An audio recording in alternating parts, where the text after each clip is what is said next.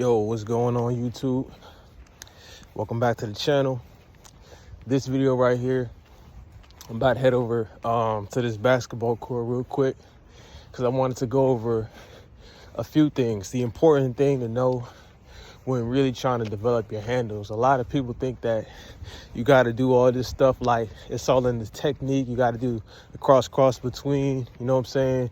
Or it's all in the hezzy, you know what I'm saying? Like your hezzies will get your handle better, and getting on the bike to train your hips to go through that fluid motion that you do when you're on a bike. All that stuff is important, but there's a mental aspect of training your handles to get better too that we don't talk about. It's the mind state of defense, being able to play really good defense, training yourself defensively.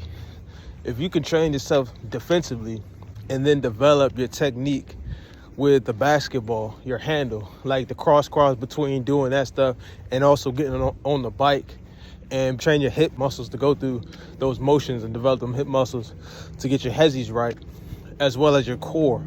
All that put together will get you a nasty, filthy handle.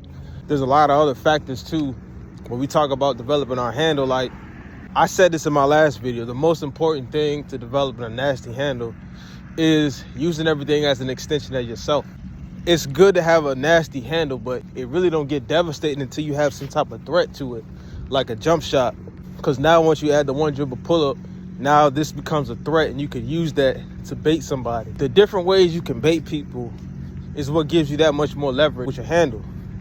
So it all starts with first getting the foundation, you know, the silly stuff with the tween cross, that type of stuff, those type of drills. And then of course developing your hip muscles as well. But then it becomes the state of mind of playing defense on offense. You got to be able to play good defense, man. You got to train yourself defensively.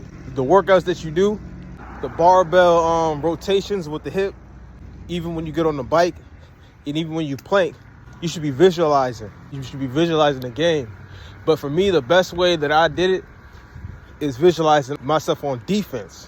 Then with that mindset of defense, when I come down with the ball, my handle is tight. I don't got to worry about dribbling the ball because I done worked on my handle so well. My hezzies are sharp because I was on the bike, and now I can stop and go and do this. You know what I'm saying? I don't got to worry about none of this stuff. This stuff is second nature to me now. All I'm thinking about, my mind is structured defensively. All I'm thinking is defense on offense. And I'm reacting off of how he's playing me. And then once I do that, now I'm just using my extensions as bait. If he knows I have good court vision and I can really dish the ball, then now they worried about where I'm going to pass it instead of where I'm going to shoot it. And that's how you get the most buckets right there. This stuff was a long process, man, from footwork to having flexible hip muscles to, of course, having a solid core. And, of course, you have to have a mental visualization structure of defense. Your body has to be able to react sort of like how you would be playing on defense. This is the process, man. It's the process. All right, y'all. So that's going to conclude the video, man. Hopefully y'all boys learned something, man. Like this stuff is a whole process, man, getting your handle right, bro. Like it be coming from the other outlets, bro. You know what I'm saying? Pretty much. Keep grinding, man. Stay on your daily grinds. I'll catch y'all in the next one. Peace.